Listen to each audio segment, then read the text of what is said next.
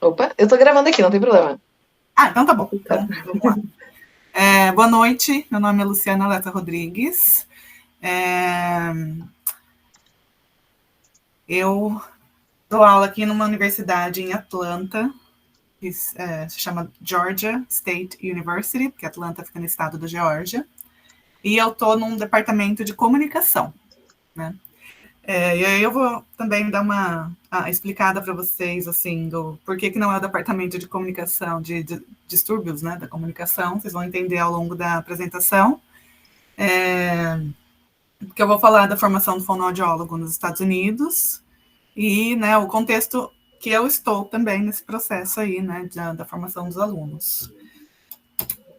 Bom, só para começar, né, primeiro, assim, uma das coisas que eu acho que muita gente no Brasil já sabe, né, mas para garantir, né, que a gente fale as profissões relacionadas à fonoaudiologia, que são regulamentadas aqui nos Estados Unidos pela ASHA. A ASHA é a American Speech Language and Hearing Association, tá? É a profissão do Speech Language Pathologist, que corresponde ao fono, né, da fonoaudiologia, e Audiologist, que corresponde ao audiologista. Então, na verdade, a nossa formação no Brasil é o que eles chamam de dual degree, né? É uma formação dupla, que a gente sai com a formação como fono e como audiologista, né?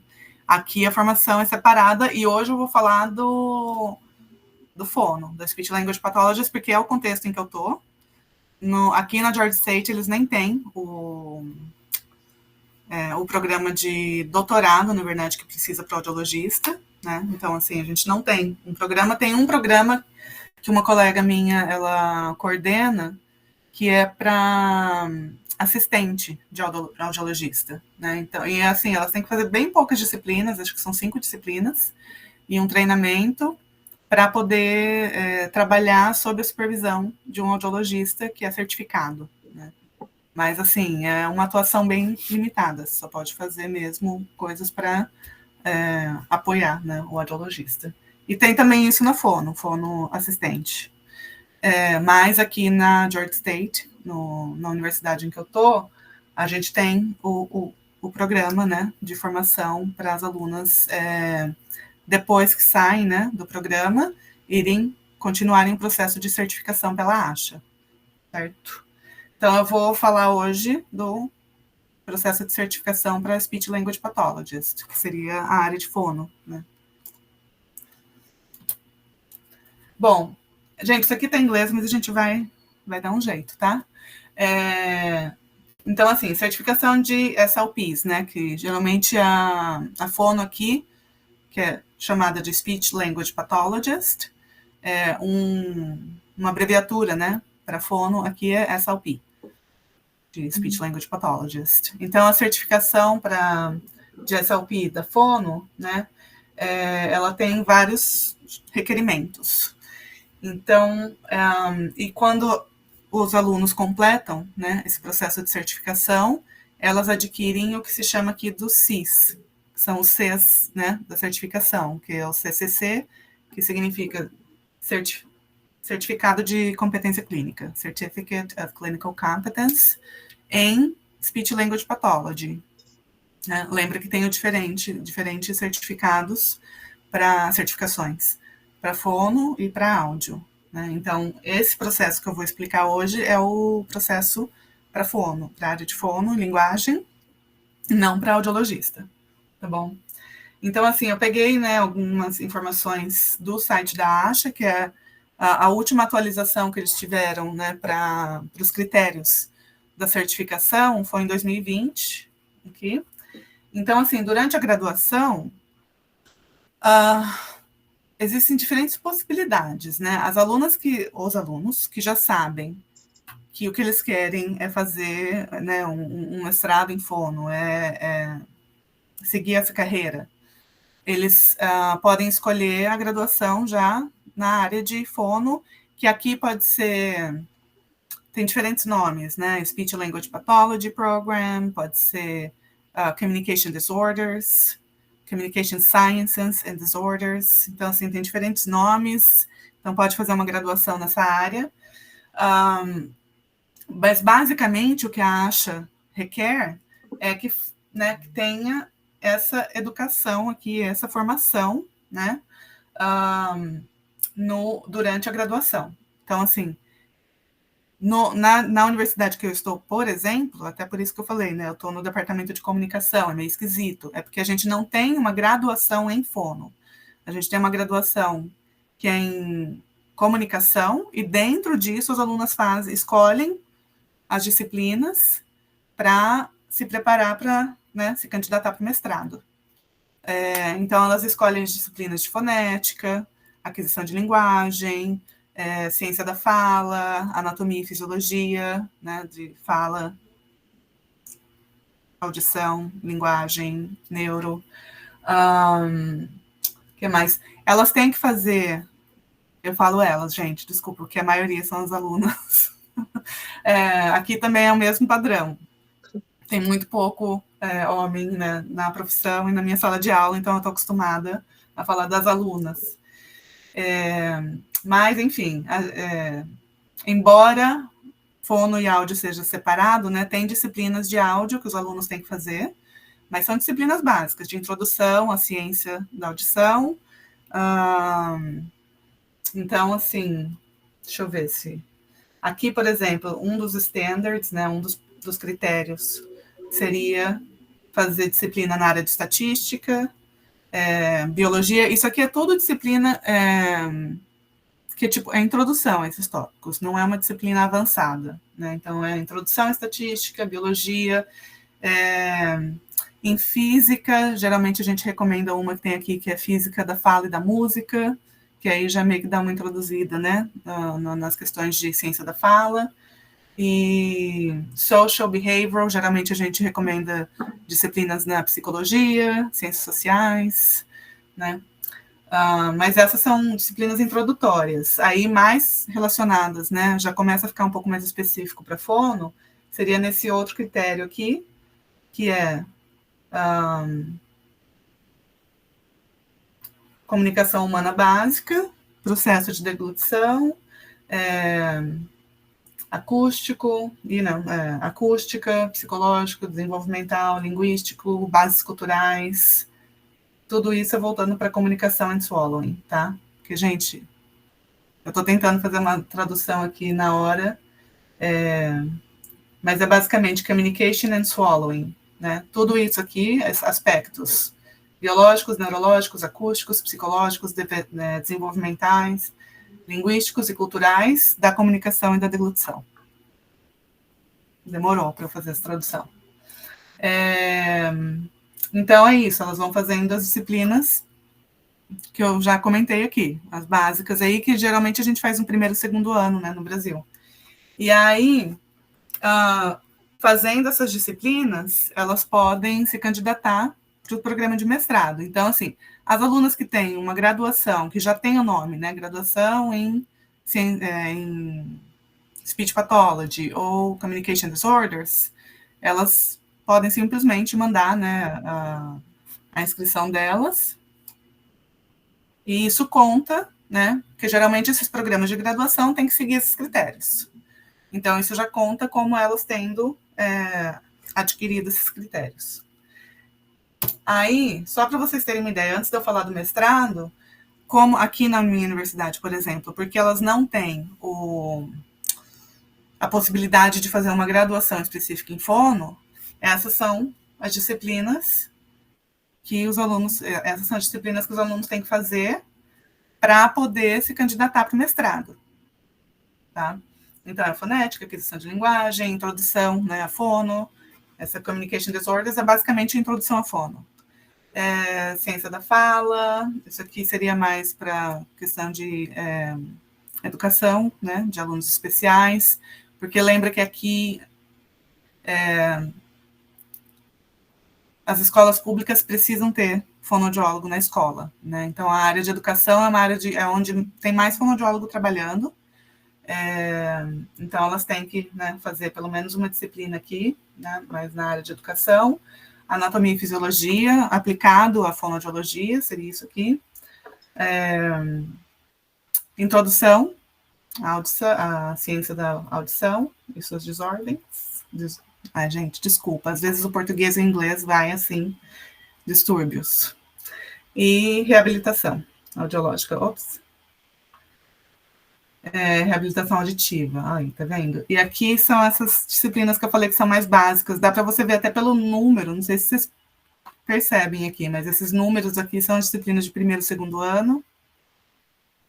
1.000 e alguma coisa, ou 2.000 e alguma coisa. Esses números aqui já são as disciplinas de terceiro e quarto ano, teoricamente, viu? Porque aqui é meio bagunçado. Às vezes eles podem fazer essas de, teoricamente, terceiro e quarto ano já no segundo ano. Então, assim, muitas delas têm pré-requisitos, né? Então, antes de fazer ciência da fala, tem que fazer anatomia e fisiologia da aplicada à fono. Mas, por exemplo, essa disciplina aqui, ó, não tem pré-requisito.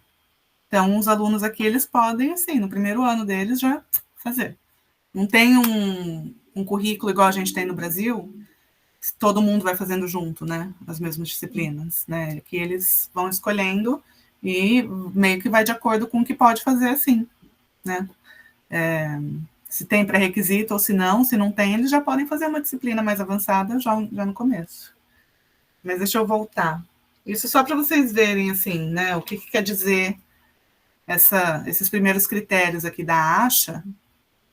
Basicamente, essas disciplinas que a gente faz, que a gente no Brasil faz nos primeiros anos, né? E aí o mestrado corresponde mais às disciplinas mais aplicadas, de avaliação e terapia, do terceiro, quarto ano, e os estágios, né? E aqui que é uma coisa que pega, né? Porque muita gente do Brasil, às vezes, que quer mudar para os Estados Unidos e obter, né, a certificação, não é um processo fácil, porque embora você consiga mostrar que você fez as disciplinas, a ASHA tem esse requerimento que todas as disciplinas, ok? E as experiências clínicas. Depois eu vou falar desse graduate aqui, tá? E as experiências clínicas, elas têm que ser iniciadas e completadas em um programa que é acreditado aqui pelo Council on Academic Accreditation. Então, basicamente, tem que ser sob a supervisão de fonoaudiólogos que têm a certificação da ASHA. Então, por exemplo, as fonoaudiólogas que fazem supervisão clínica no programa de mestrado, elas têm que ter a certificação, obviamente, né, para fazer isso. Não só a certificação, mas também tem que completar um curso da ASHA, que é de supervisão.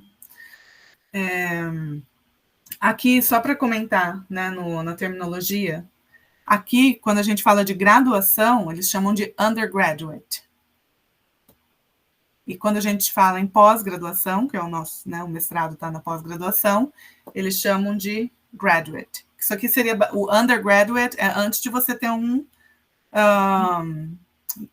diploma, é antes de você completar um curso. Então, é undergraduate. Graduate é quando você já tem, né, um diploma de graduação, e aí você já é graduado, basicamente. Né? Então, undergraduate, você ainda não graduou. E graduate, você já tem uma graduação, você já é graduado, e aí você faz os graduate programs. Então, é por isso que aqui, né, é meio confuso, às vezes, né, se adaptar a essa terminologia, né, mas o graduate deles é a nossa pós-graduação. Então, isso aqui, basicamente, são os critérios de formação acadêmica, tá? Ô, Lu, então, aqui... Deixa eu só tirar uma dúvida. Em média, mais ou menos, quanto tempo leva para concluir a graduação? 2 anos. Mas tem aluno que demora um pouco mais, porque, assim, muitos deles aqui, eles têm que trabalhar ao mesmo tempo, né? Que estão fazendo a graduação, então demora um pouco mais para completar as disciplinas. Mais 4 anos dá para terminar. que, assim, basicamente, na graduação, que nem minhas alunas, elas estão fazendo todas essas disciplinas, né, que eu mostrei aqui nesse quadro. Mas, além dessas disciplinas, elas têm que fazer também as disciplinas daquele programa, do curso que elas estão fazendo, que é dentro da comunicação. Então, elas têm que fazer outras disciplinas, além dessas, né? A gente está tentando ver se a gente consegue um programa de graduação para elas, mas, assim, como... Tá vendo esses prefixos aqui? Uhum. Isso significa que cada uma dessas disciplinas está num departamento diferente. Então, fica meio difícil, porque daí já envolve, né, questões, assim, de quem é que vai ter o número dos alunos. Gente, é questão política dentro da universidade. Então, assim, aí vira briga de quem que vai coordenar, de quem que são esses alunos, aí vira uma confusão. Mas o ideal seria, né, ter um programa de graduação para elas também poderem fazer disciplinas que são mais aplicadas à fono, né, na área de saúde pública, por exemplo, ou em neuro, ou na psicologia, né, seria interessante ter um programa assim para elas, mas não temos. Então, assim, não são só essas disciplinas, tem muitas outras disciplinas que elas têm que fazer. E aí, os pré-requisitos, né, são essas disciplinas para fazer a inscrição para o mestrado. E outra coisa que eu acho legal aqui, que eles exigem, é a experiência de observação. Então, elas têm que observar fonoaudiólogos na sua prática clínica e documentar essas experiências de observação. A Aline está falando, gente, desculpa, porque aqui que lá já está bem tarde, então ela não vai conseguir entrar. Tem que documentar essas experiências de observação e também, igual eu falei antes, tem que ser com o fonoaudiólogo que tem o CES da ASHA, né, e que tem o curso de supervisão. Então, isso eu acho uma coisa legal, né, de ter que fazer essa observação, porque eu já tive aluna que, depois de fazer essas observações, decidiu ir para linguística, decidiu ir para outra área, né. Então, não, na verdade, o que eu quero é trabalhar com, né, falantes de inglês como segunda língua, não quero área clínica. Então, aí, essas observações, elas permitem que os alunos entendam, né, o que é o dia a dia da profissão, com o que você está lidando, né, no dia a dia. Então, eu acho uma coisa bem bacana, né, aqui do processo deles, que já é no processo ali de admissão no programa. O que mais aqui? Falei já da graduação no mestrado. Tá, aí a certificação não é só a parte, né, da formação. Todos os alunos têm que fazer o exame que chama Praxis e tem que fazer 1 ano de Clinical Fellowship. É basicamente também 1 ano, também, ó, aqui, ó. Recebendo, né, supervisão de um mentor, que seria uma pessoa que já tem o CES, que já tem a certificação, e isso aqui que eu estava falando antes, e tem um mínimo de 2 horas de Professional Development, desenvolvimento profissional, nesse curso que eles fazem de supervisão clínica. Então, não é nada assim, né, muito, não é um curso longo, mas é um processo aqui de educação continuada que, inclusive, faz parte do processo de certificação também. Mas aí, se elas escolhem fazer 2 horas em educação continuada em supervisão clínica, aí elas podem fazer, supervisionar, né, fonoaudiólogos que estão fazendo Clinical Fellowship ou supervisionar também os alunos que estão fazendo observação. Mas basicamente isso aqui seria 1 ano, né, não é 1 ano certinho, tá, é aqui, ó, 36 semanas de full time ou tempo integral ou tempo parcial, né, então, assim, quanto tempo demora para você terminar a carga horária que corresponde a essas 36 semanas. Então, elas fazem, né, essas atividades clínicas, ainda na supervisão de um fonoaudiólogo, nesse primeiro ano, né, como parte do processo de certificação. Tá, então, com a graduação, o mestrado, passando no exame do Praxis e fazendo Clinical Fellowship, esse seria, né, isso conclui o processo de certificação. Aí eles podem mandar, né, toda a documentação para receber os Cs da ASHA. E aí tem também a manutenção da certificação. Então, a cada 3 anos, né, fonoaudiólogos que são certificados pela ASHA, né, que basicamente isso significa que tem os Cs da ASHA. Eles têm que mostrar que eles completaram 30 horas de desenvolvimento, cursos, né, atividades de desenvolvimento profissional. E isso equivale a 3 ASHA CEUs. Os CEUs aqui são muito populares, assim, porque justamente os fonoaudiólogos precisam dos CEUs para manter a certificação. Então, isso é uma boa forma até da ASHA regulamentar cursos que são oferecidos, né, para o fonoaudiólogo. Então, assim, apenas cursos que são certificados pela ASHA, né, tem esses CEUs, os fonoaudiólogos só podem ganhar esses CEUs, são cursos que são certificados pela ASHA. Isso evita, né, que tenha cursos com gente que está dando solução milagrosa para você tratar os seus pacientes, esse tipo de coisa. Então, tem que ser baseado em evidência, tem que seguir, né, os padrões da profissão, basicamente.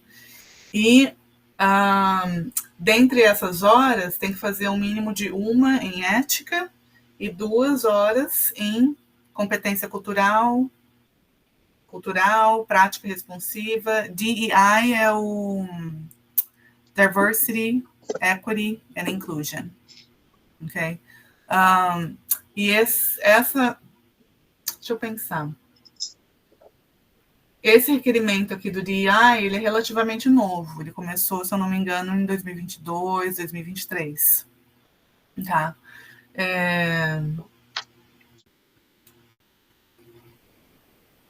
E não só, né, elas têm que acumular essas horas de educação, né, profissional, desenvolvimento profissional, mas, né, pagar a anuidade da ASHA e tudo mais. Isso aí é para manter a certificação. Isso é uma coisa que eu também acho legal da ASHA fazer, né, para manter a certificação, você mostrar que você está se mantendo atualizado, basicamente. E isso aqui, gente, é até uma coisa que eu vou destacar agora, porque está ficando muito óbvio a importância, né, da formação incluir, né, uma prática que envolve competência cultural, linguística, né, culturalmente responsiva. Gente, eu com português e inglês eu já estou com dificuldade até. E práticas também que pensam, né, em diversidade, equidade e inclusão, né?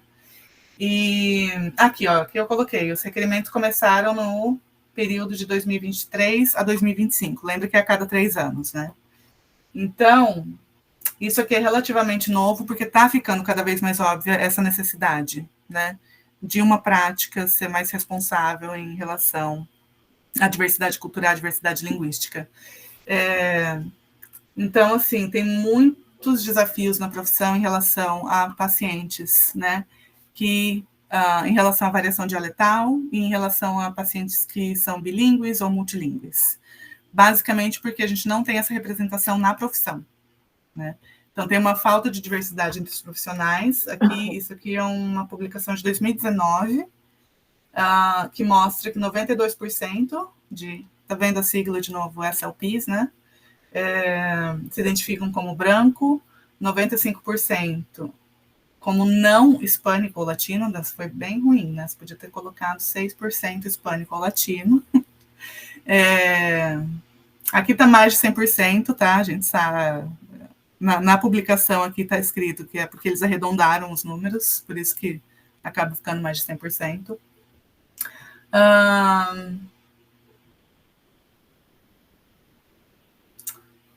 Fala que tem uma tendência, né, nos últimos anos de ter um pouco mais de diversidade, mas mesmo assim vocês podem ver a grande predominância, né, de fonoaudiólogos que se identificam como branco e também em relação a gênero, mas também mulheres. Deixa eu ver aqui, 4% seria Black or African American, 3% Asian. E aqui é porque, assim, aqui eles têm uma diferença também de raça e etnia, né? Então, esse aqui seria a distribuição em relação à raça e em relação à etnia, aí eles colocaram aqui, né, se identifica como hispânico ou latino ou não, tá? Então, 6% se identificam como hispânico ou latino. E aí eles podem estar tanto do branco como asiático. E aqui, em relação à raça, a gente não sabe exatamente onde esses 6% estão, certo? Bom, então o que acontece? Já tem, né, muitos pesquisadores que são preocupados com essas questões. A Julie Washington, que eu acho que eu mencionei no começo da minha fala, que... Não, acho que a gente estava conversando antes. A Julie Washington, ela é uma fonoaudióloga, né? Ela é professora agora numa universidade na Califórnia, mas ela era chefe de departamento do departamento de fono quando eu comecei aqui. E ela estuda as questões de variação linguística, né? E como que isso afeta a aquisição de leitura escrita. E aqui, vou até mudar já para o próximo slide, porque é o slide onde tem uma apresentação dela. Essa é uma apresentação bem longa, é uma aula dela de 1 hora, não vou mostrar aqui, mas se vocês, né, quiserem um slide, eu vou mandar os slides, e aí vocês podem assistir, está em inglês, aí eu já não sei, assim, mas a fala dela é clara, e aí ela explica, né, basicamente, o impacto da variação dialetal na aquisição de leitura escrita, e, gente, muito aqui é porque, por exemplo, o que ela estuda são os estudantes que falam o dialeto African American, o African American English. O African American English tem questões de gramática que são diferentes do inglês padrão, vamos dizer, tem questões de morfologia que são diferentes do inglês padrão, tem questões fonológicas que são bem diferentes do inglês padrão. Então, isso afeta bastante, né, o processo deles de aquisição de leitura escrita, não só pelo fato de ter essa diferença, mas também porque, assim, se eles, na escola, se eles abrem a boca e falam, né, começam a falar no dialeto deles, eles são silenciados imediatamente. Aqui, assim, uma coisa que acontece muito é os professores na sala de aula falar, aqui a gente fala inglês. Quando eles falam o African American English, como se não fosse. Então, tem muita questão aqui complicada em relação ao entendimento, né, de diversidade, equidade e inclusão, essas questões de diversidade cultural, diversidade linguística, variação dialetal, que afeta, né, como esses alunos são tratados em sala de aula. Então, eles acabam ficando desinteressados, né, já afeta todo um processo de aprendizado aí.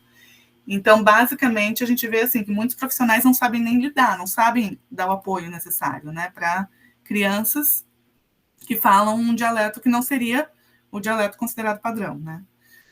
Ou um dos dialetos, né, considerado padrão, porque a gente sabe que tem muita variação em que vários dialetos, na verdade, passam como padrão e outros dialetos não passam como padrão, porque tem marcas, né, que são estigmatizadas na sociedade. Então, esse é um problema grande. Toda a pesquisa dela é voltada, né, para olhar como que a gente pode, então, ajudar essas crianças. Uma grande bandeira dela, né, uma coisa que ela fala que tem que ser feito é aceitar, né, que as crianças cheguem na escola e falem como elas falam e a ensinar elas a fazer o code switching, né, basicamente ir de um dialeto para outro. Mas para isso você tem que reconhecer o dialeto deles como uma fala válida, né, um uso de fala e linguagem válidos, e ensinar eles a fazer a transição para que eles consigam ter melhores resultados nas habilidades de leitura e escrita. Né? Então, é um problema bem grande, né, aqui, essa questão de variação dialetal. Então, eu vou deixar aqui, tem esse link, né, para a apresentação dela. Não sei. Ela explica bastante coisa. Ela explica, por exemplo, quais são, né, características linguísticas do inglês do African American que se diferenciam, né, do inglês de dialetos que são considerados padrões. Ela explica por que é importante olhar para isso, e basicamente uma coisa que ela fala é assim, os alunos, se eles vão ficando atrasados, quando chega, se eles não aprenderam a fazer esse code switching, né, no final da terceira série, the end of third grade, aí eles já são alunos que já ficam realmente em risco aí na aquisição de leitura escrita, né.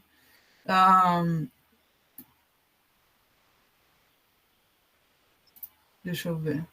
Aqui, inclusive, tem uma terminologia, né, para falar sobre isso, das diferenças, né, de aquisição de habilidades de leitura e escrita entre crianças em relação a, né, se você usa o parâmetro racial, entre crianças brancas e crianças negras, você tem uma terminologia que se chama de the black-white gap.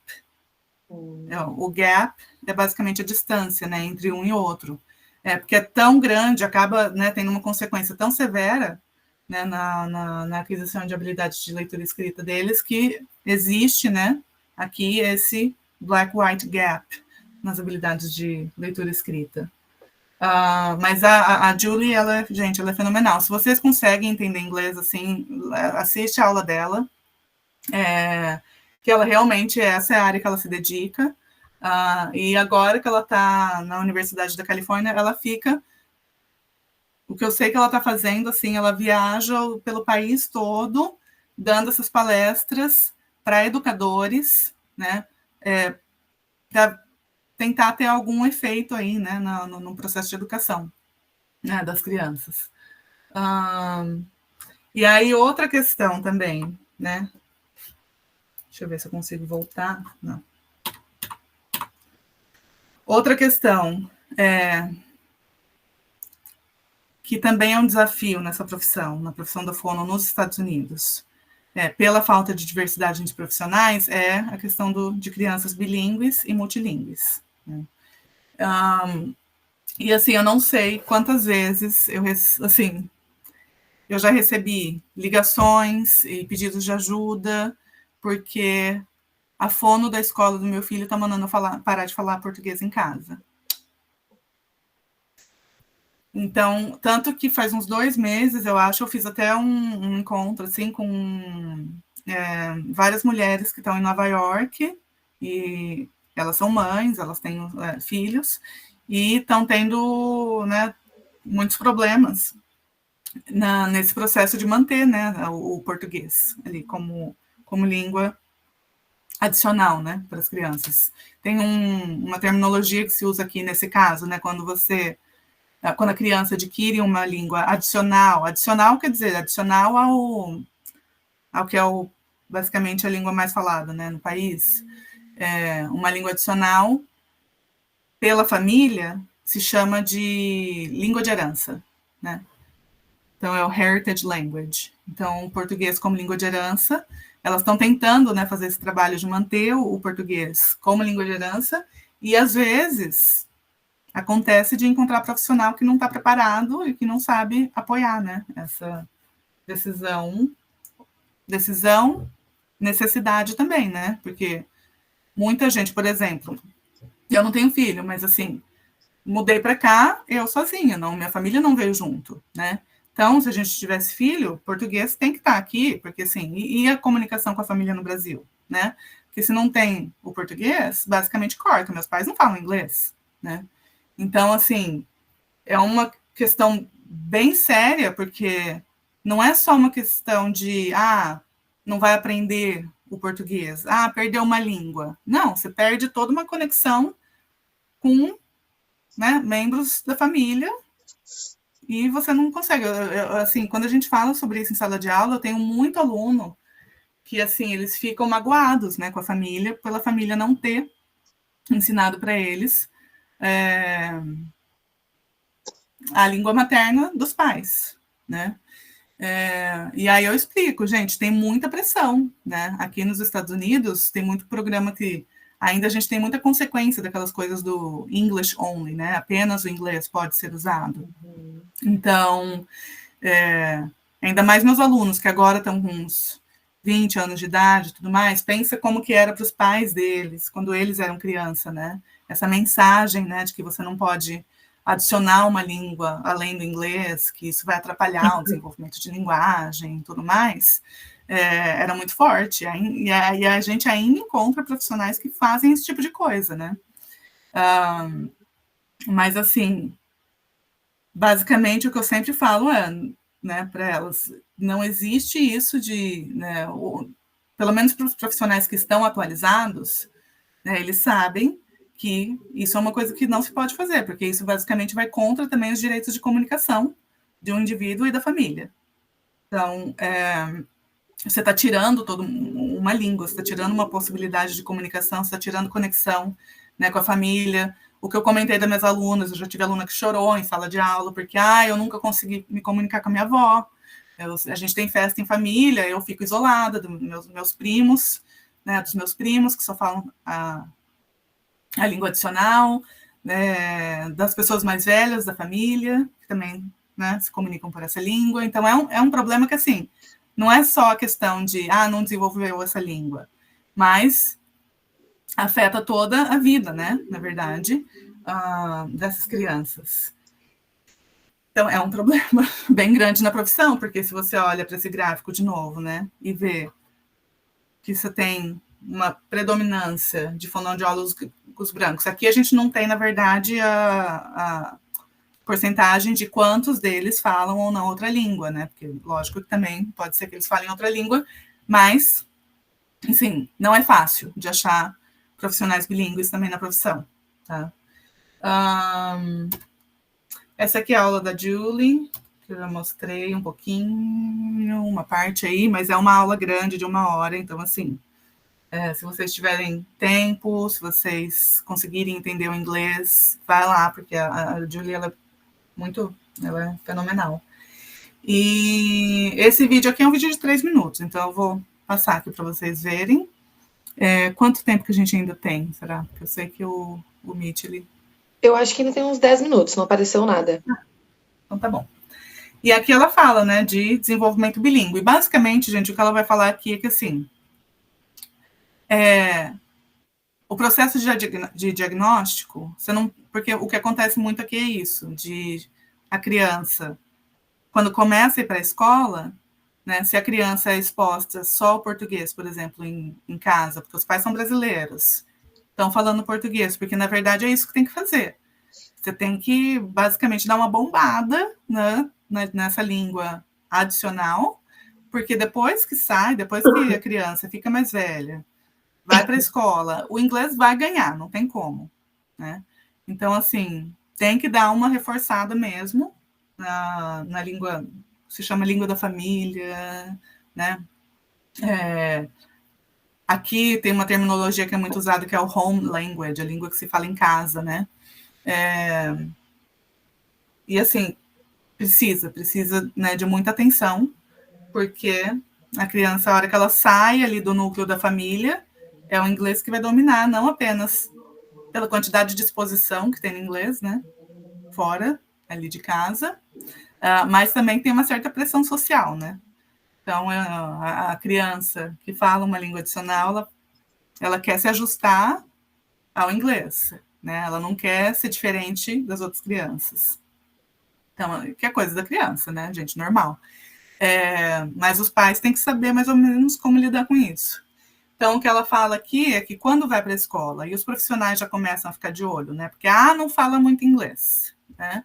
Lógico que não. Se for exposto só a português dentro de casa, a hora que vai para a escola, mesmo que tenha alguma exposição em inglês, né, por meio de televisão, por meio de, né, sair na rua, sair não, mas sair de casa, vai para restaurante, vai para loja, vai para isso, vai para aquilo. Não é que não tem exposição em inglês, tem, mas é um pouco mais reduzida.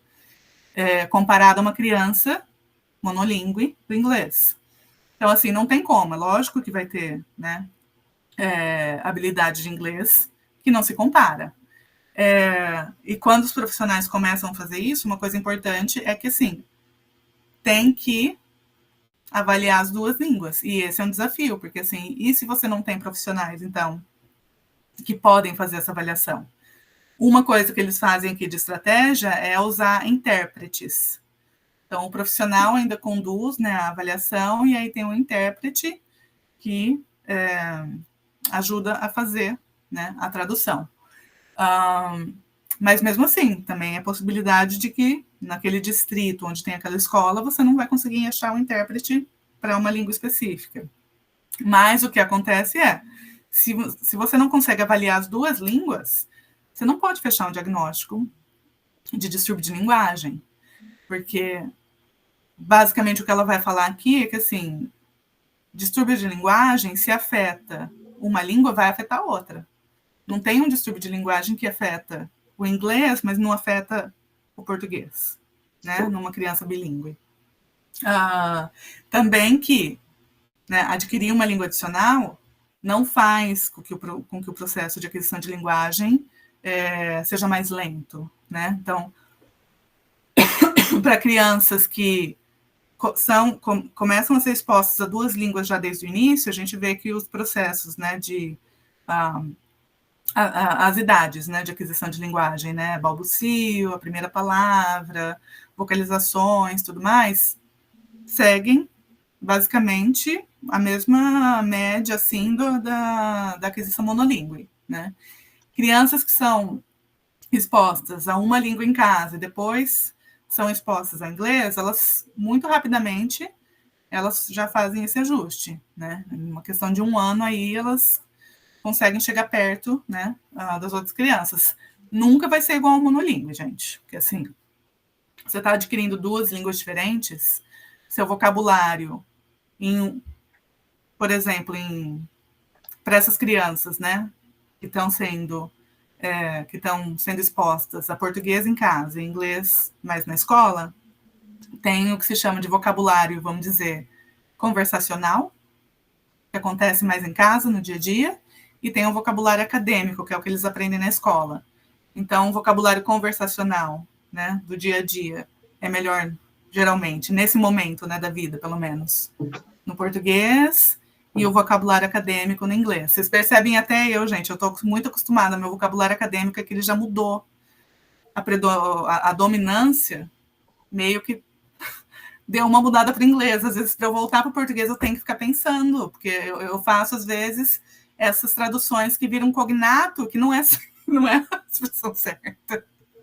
Então, eu demoro um pouco. Quando eu vou para o Brasil, eu fico geralmente no Brasil umas 3 semanas, assim, no período de férias. A hora que eu volto para cá, é o inglês que está encascado, né? Mas também, assim, né, sou o que se chama de adulto bilíngue, né? A minha aquisição no inglês foi, assim, é o que a gente faz, a gente aprende, né, durante a nossa vida aí, mas, assim, a gente não pratica muito habilidades expressivas, né, no inglês. Então, assim, quando eu mudei para cá é que eu tive que malhar, né, para melhorar as habilidades expressivas. Então, assim, eu não posso me comparar também com as crianças, né, que começam desde o começo. Então, esses estudos que eu estou falando aí, né, do que acontece no desenvolvimento bilíngue é o desenvolvimento bilíngue, esse inicial, esse que acontece simultaneamente, né, ou logo numa sequência. É exposto a uma língua portuguesa, sei lá, por uns 2 anos, e aí depois vem o inglês, né, com um pouco de mais força nos anos seguintes. Temos tempo para eu tocar o vídeo? Temos, aham. Tá.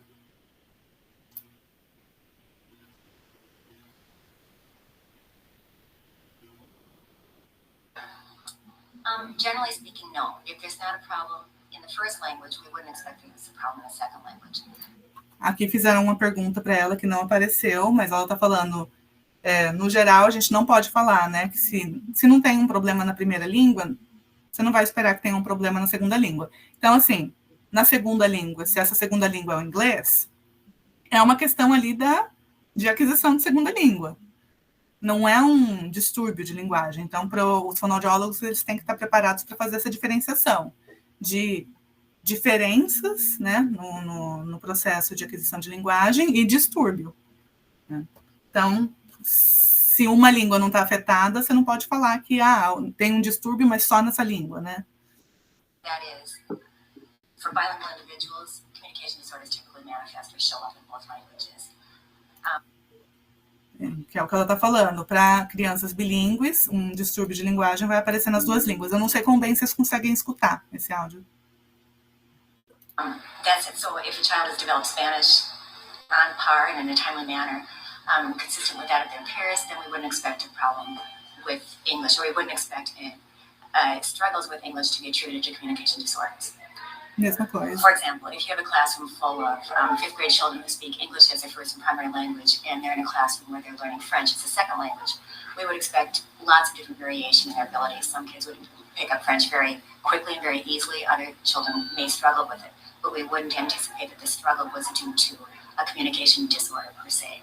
So, ela está falando essa mesma coisa, gente. Se adquirir uma primeira língua sem, né, dificuldades, não tem um distúrbio associado, né, à aquisição da primeira língua, a aquisição da segunda língua tem as suas dificuldades ali pela questão de ser uma segunda língua, mas não, você não espera que um distúrbio vai emergir agora durante a aquisição da segunda língua. Generally speaking, if there's a problem in the first language, there's a problem in the second language. However, if they're struggling in the second language, that does not necessarily mean that there is a problem in the first language. And that's when the process of response to intervention can come into play to help with a little bit of the vetting.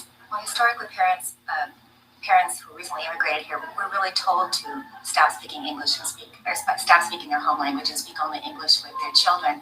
And this recognized the importance of English, and English for educational attainment, for higher incomes, for engagement in all aspects of American life. So it recognizes the prominence of English. However, it really doesn't it discounts the importance of the home language. And we know now that parents really should be supported to parent in the language in which they feel most comfortable. We know that children have the capacity to develop 2 languages or more proficiently. We know that developing the first language actually paves the way for greater skill in English instead of. Ela está falando que o desenvolvimento da primeira língua pode até ajudar de uma segunda língua, porque tem muito cognato, por exemplo, que você não precisa aprender conceitos tudo de novo, né? Que nem a gente também, leitura e escrita. Você não precisou ser alfabetizado tudo de novo em inglês. Você aprende ali, você usa as habilidades de linguagem que você já tem para fazer a aquisição de segunda língua, mas não é uma coisa que começa um processo tudo de novo, né? Uma língua meio que ajuda na aquisição de outra. Me avisa se a gente tiver que parar para fazer o login de novo. Taking away from it, so we really should support the home language along with English for children of immigrant parents. So the short answer to that question, that is, should we use more than one language with a child who has a communication disorder, is absolutely. If the child has 2 languages in their daily life, and they rely on 2 languages for meaningful interaction. Aqui o que ela vai falar, gente, é o seguinte: mesmo se a gente está falando de uma criança que tem um distúrbio de linguagem, tá? A aquisição a 2 línguas não vai aumentar o problema, né? Não vai fazer com que a criança tenha mais dificuldades sendo bilíngue do que como monolíngue. Então, ela vai ter essas mesmas dificuldades que tem, né, na aquisição de uma língua em 2. E, de novo, uma coisa que tem que pensar é que isso, sim, se tirar uma língua, não é só tirar a habilidade linguística, mas é toda essa questão de, né, conexão com família, e basicamente, assim, você ter acesso, né, a uma outra língua, também encerra essa reunião.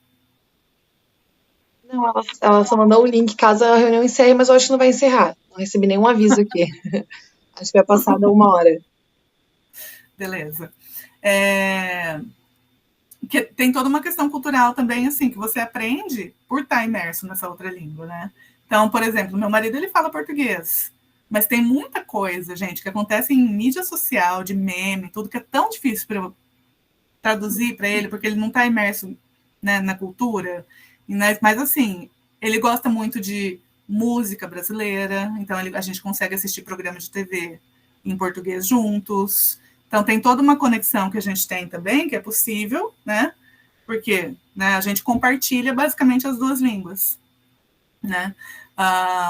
Mas as crianças, por exemplo, se você está pensando numa criança nem nesse nível aí de relacionamento, o fato delas terem acesso à literatura brasileira, músicas brasileiras, é um acesso todo a todo um mundo diferente, uma cultura diferente, né? Então, você tirar uma língua, porque, porque daí vamos priorizar essa aqui, que aí essa aqui vai ficar mais forte, o que você está tirando não é só a língua, né? Você está tirando, né, tudo o que vem junto, né, com essa possibilidade de comunicação em uma outra língua, né? Tudo que eu já falei aqui. Eu tenho mania de ficar me repetindo, gente, então eu vou meio que parar agora.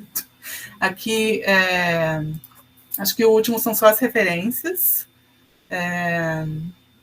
E aí eu compartilho, né, os slides com a Alice. Uhum. E aí, se vocês tiverem a oportunidade de assistir o vídeo da Julie depois, ela é realmente, assim, top, vamos dizer. Lu, tem 2 dúvidas aqui nos comentários. Depois, se mais alguém quiser tirar alguma dúvida, também pode abrir o microfone. Mas são 2 dúvidas da Francesca. Ela perguntou: se eu tiver mestrado em fono no Brasil, eu não posso validar mais fácil ou eu preciso fazer mestrado novamente nos Estados Unidos? Olha, pelo que eu sei das pessoas que... Porque, assim, eu realmente não tentei, gente. Eu estava falando... Acho que isso... A gente estava conversando antes de começar a aula, né? O meu objetivo sempre foi mais pro lado acadêmico, né?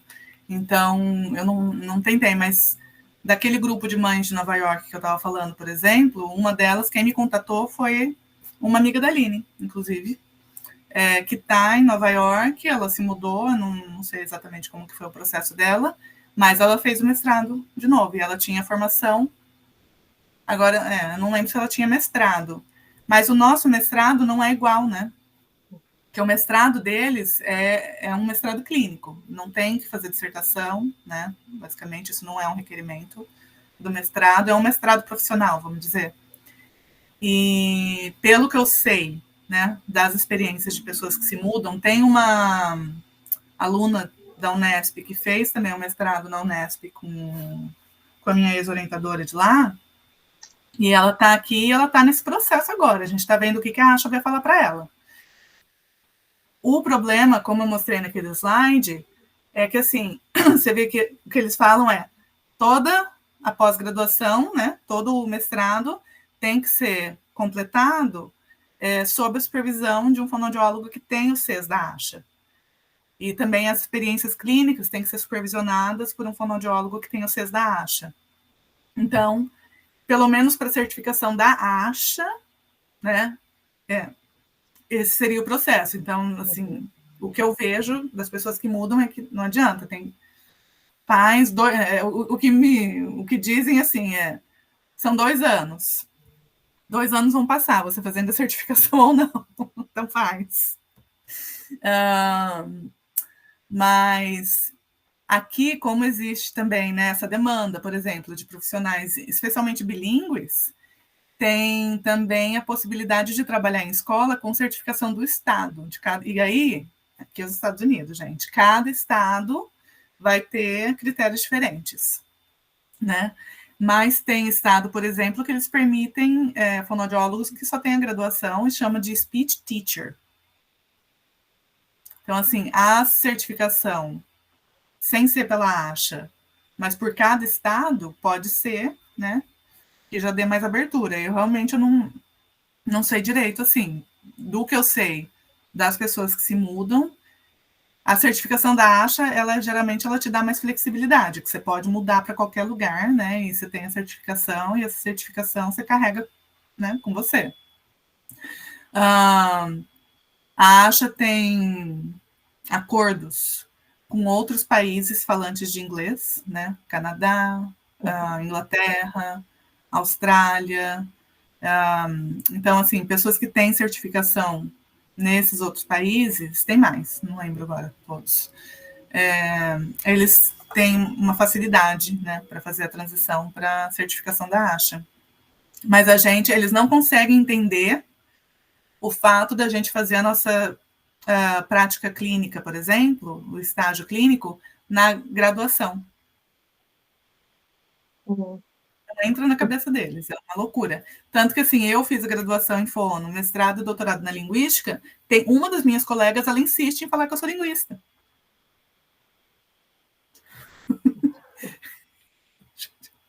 Tudo bem, né? Mas ela não consegue entender que eu passei pela formação como fonoaudiólogo, que eu tive pacientes, eu fiz a prática clínica no Brasil. Embora, muitas vezes eu falo, né, né, das práticas que eu tive, e é bem interessante de ver assim, a dificuldade que eles têm de entender. É muito diferente, né?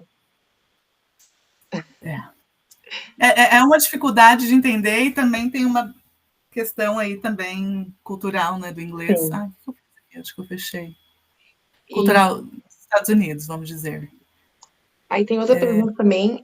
Eu posso me especializar em uma área da fono, por exemplo, voz ou MO, e trabalhar só com isso? Ou é mais comum atender todas as áreas? Existem especialistas em voz, por exemplo?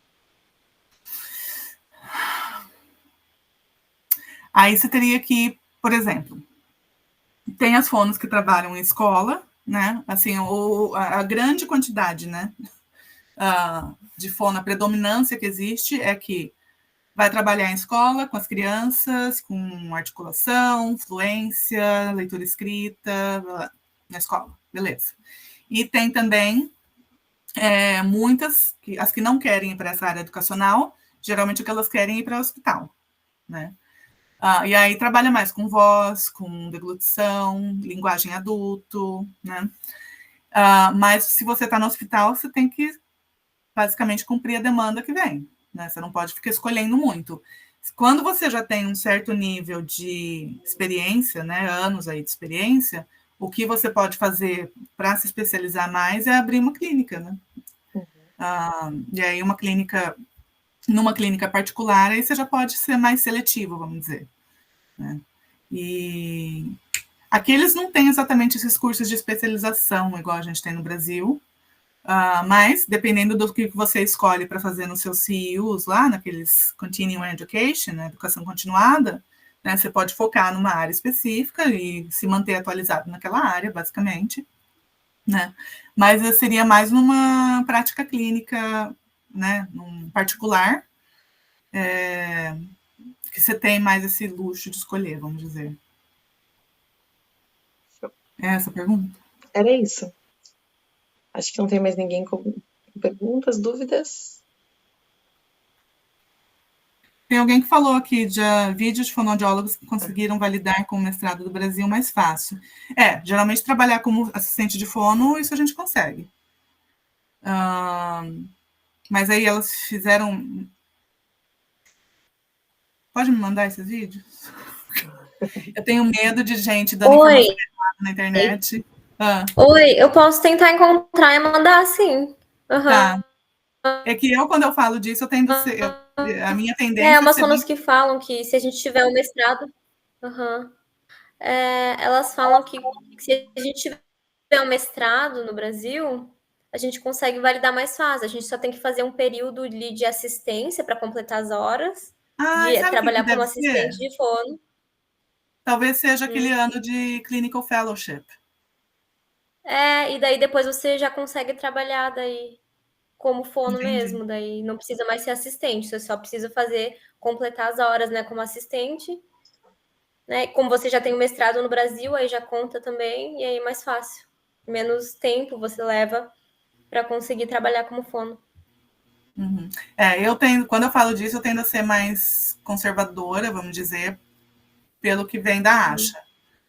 Mas é o que eu falei, dependendo do estado também que você está, você pode muito facilmente, né, conseguir certificação pelo estado. Agora, os parâmetros da ASHA, assim, quando eu mudei mesmo, né, eu comecei a perguntar, tem uma fono brasileira a Kika, ela é muito famosa porque ela basicamente, ela nem está na clínica mais, ela começou a desenvolver aplicativos, né? Então, ela é uma das empresas mais famosas. E gente, eu esqueci o nome. Como que chama? Mas o nome dela é Bárbara Fernandes. E aí eu lembro até de ter conversado com ela em algum fórum, gente, no LinkedIn, alguma coisa. E ela falou, olha, eu fiz de novo. Você está falando que você tem pós-graduação no Brasil, mas assim, não adianta. Eu lembro que foi uma coisa que ela me falou. A Asha não entende. E o que eu imagino, talvez, é que essas fonos estejam falando das certificações que são pelo Estado, talvez. Que aí também tem muita variação. Cada Estado tem critérios diferentes. Tá, tem muita demanda por profissional, né? Porque as escolas são obrigadas, né, a ter fonoaudiólogo na escola, escolas públicas.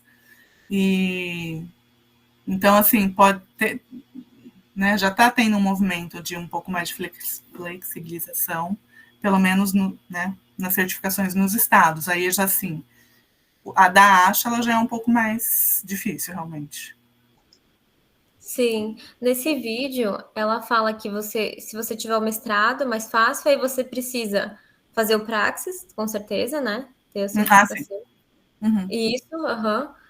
E ter um período ali como assistente de uma fono, provavelmente certificada, né? Não sei. Eu acho que é o Clinical Fellowship, porque o processo, você pode ser assistente, mas ser assistente não faz parte da certificação. Uhum. Então, eu imagino que seja aquele ano de Clinical Fellowship, que elas fazem, né, atividades de clínicas, sob a supervisão de uma fonoaudióloga que já tem o CES. Eu vou dar uma perguntada para a Viviane, para ver o que está acontecendo com essa orientanda dela. Perfeito. Porque essa orientanda dela, ela fez a graduação e o mestrado em fono, né, na Unesp. Então, e ela mudou recentemente e estava esperando alguma resposta da ASHA. Legal, se você puder compartilhar, porque eu estou com planos também de ir. Uhum. Então, é importante, eu estou pesquisando, assim, não tem muita informação na internet. Você já está no mestrado? Sim, sim. Ah, entendi.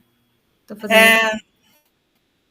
É difícil. Eu também, assim, o que eu tô indo, eu tô aqui, né? Mas, assim, é mais pelo que eu sei das experiências de pessoas que se mudam e o que acontece, né? É um meio de informação, assim, de boca. Porque se você vai mesmo no site da ASHA, a informação que tem é essa, né? E das vezes que eu fui no congresso da ASHA e fui, né, lá meio que encher o saco das pessoas que ficam naquelas mesas, né? Que tem, né, a galera da ASHA que fica ali para tirar dúvidas sobre a certificação. Toda vez que eu fui, o que me falaram era de ter que fazer um mestrado aqui. É que mesmo assim, a prática já vai ser diferente, né? Então eu penso assim, mesmo que eu tenha mestrado e tal, consiga validar, eu preciso de uma experiência. Como é que eu vou chegar lá e querer atender as pessoas na mesma maneira que eu atendo aqui? É um ponto então, bem assim, importante. faz sentido, de certa maneira, né? Uhum, porque é um sistema de educação completamente diferente. É muito burocrático, gente. O preenchimento de papelada aqui é uma grande parte do trabalho da fono, por isso até isso assim, muitas vezes é grande parte do trabalho da assistente. E hospital também você tem um sistema de saúde aqui que é maluco, né?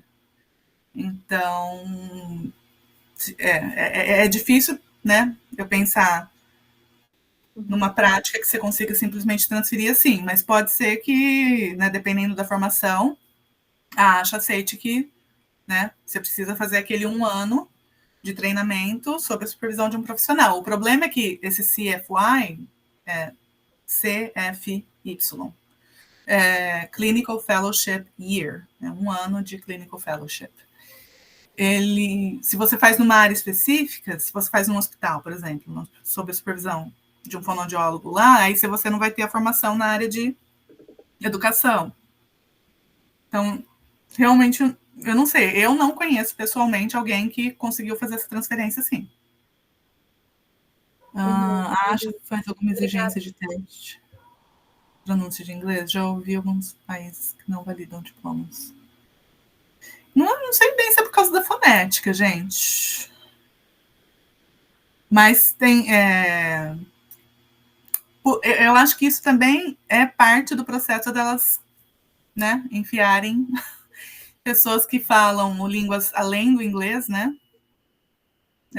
num programa de mestrado. Porque, por exemplo, no programa de mestrado aqui, alunas que têm alguma dificuldade de voz, ou de fala, ou talvez algum sotaque, elas passam por terapia.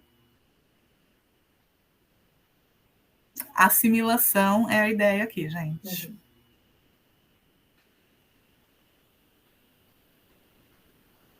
Tem mais alguma pergunta que eu perdi? Eu queria saber quais seriam os melhores... Não sei, gente, melhor estado. Aqui tem muita oportunidade em tudo que é lugar, pela exigência, né, da ASHA. Então, assim, geralmente as alunas, elas se formam, elas têm 100% de taxa, né, de empregabilidade, vamos dizer. Depende do que quer, assim. Se quer ir para a escola, para o hospital, demanda profissional tem.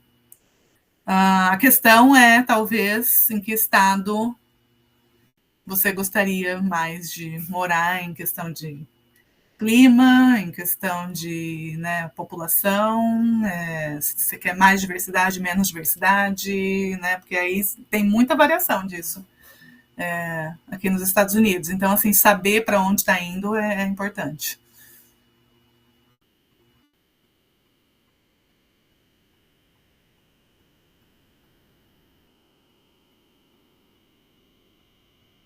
Se eu optar por fazer mestrado novamente, quanto tempo mais ou menos eu levo para conseguir começar a trabalhar como fono? O mestrado são 2 anos. Daí tem esse CFY, que geralmente é 9 meses. Eles falam 1 ano, mas geralmente tem uns contratos, né, de 9 meses. Por exemplo, nas escolas, o fonoaudiólogo trabalha, tem um contrato de 10 meses, e aí as férias escolares não trabalha, ou você vai também fazer alguma outra coisa em algum outro lugar durante esses 2 meses, né? Mas tem os 2 anos do programa, tem que fazer o teste do Praxis, mas isso também, assim, né, não é uma coisa que leva tempo, né? Você marca uma data e faz. E o CFY, que é o Clinical Fellowship Year, um ano. Tem essa sigla, né, com o ano de Clinical Fellowship, mas geralmente são 9, 10 meses.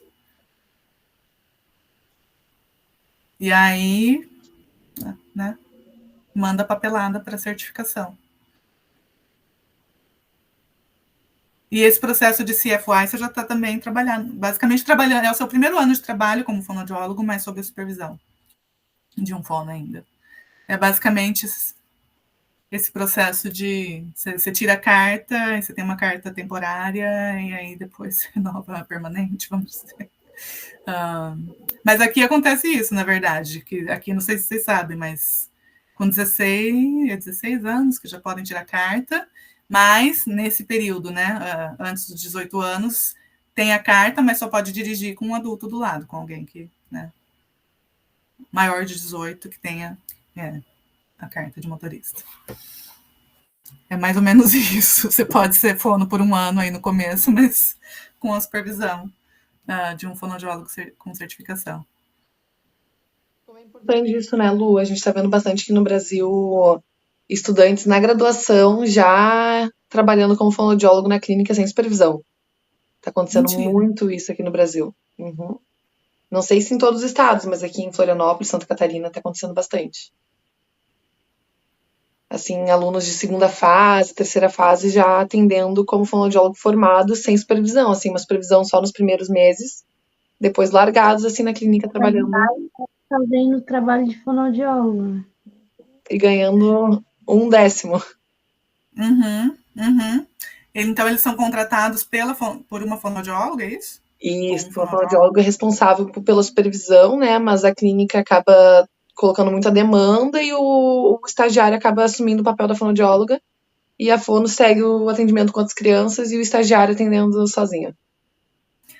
Olha, aqui eu já ouvi, né, falar desse tipo de coisa com as fonos assistentes e também até com aluno que faz estágio.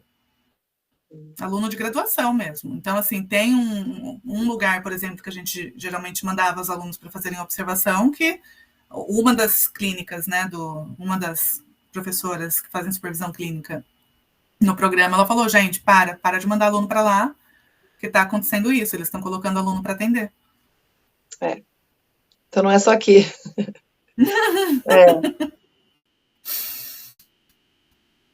Complicado. Mais pergunta, gente? Acho que é isso, né? Alguém tem mais alguma dúvida? Não, aproveitem, gente. Desculpa pelas minhas falhas de tradução, às vezes. Não, foi maravilhoso. Quando eu tento correr, Sim. E aí fazendo essa tradução. Eu tenho uma pergunta. E se eu quiser fazer carreira acadêmica?